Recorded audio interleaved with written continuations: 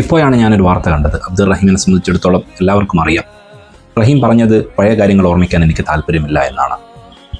റഹീം എന്നത് ഭൂതകാലത്ത് ഒരുപാട് ത്യാഗങ്ങളും ഒരുപാട് ബുദ്ധിമുട്ടുകളും പ്രയാസങ്ങളും അനുഭവിച്ചൊരു വ്യക്തിയാണ്.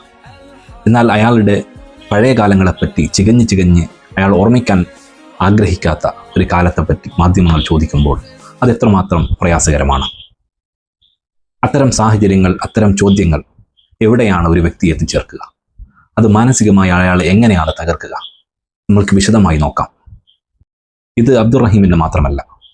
യുദ്ധമാകട്ടെ, അപകടമാകട്ടെ, വിവാഹമോചനമാകട്ടെ, ജോലിയിലുള്ള തകർച്ചയാകട്ടെ, ബിസിനസ് തകർച്ചയാകട്ടെ, നമ്മളെ ഉറ്റവരോ ഉടവരോ പിരിഞ്ഞു പോയവരാകട്ടെ, അത്തരക്കാരോടെല്ലാം സംസാരിക്കുമ്പോൾ മാധ്യമങ്ങളാവട്ടെ, എല്ലാവത്തവരാവട്ടെ, ആദ്യമായി ചോദിക്കേണ്ടത് അവർ അനുഭവിച്ച പ്രയാസങ്ങളെപ്പറ്റിയോ അവർ ഓർക്കാൻ ആഗ്രഹിക്കാത്ത കാര്യങ്ങളെപ്പറ്റിയോ അല്ല, അവർക്ക് പ്രതീക്ഷ നൽകുന്ന, അവരെ സന്തോഷിപ്പിക്കുന്ന കാര്യങ്ങളെപ്പറ്റിയാണ്.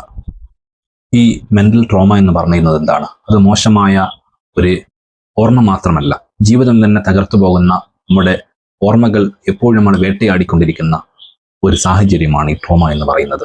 അബ്ദുൾ റഹീമിനെ സംബന്ധിച്ചിടത്തോളം ജയിലിലെ നീണ്ട 20 വർഷങ്ങൾ, അത് നമുക്ക് ജയിലിൽ കിടക്കാത്ത ഒരാളെ സംബന്ധിച്ചിടത്തോളം ഊഹിക്കാൻ കഴിയുന്നതിലും അപ്പുറമാണ്.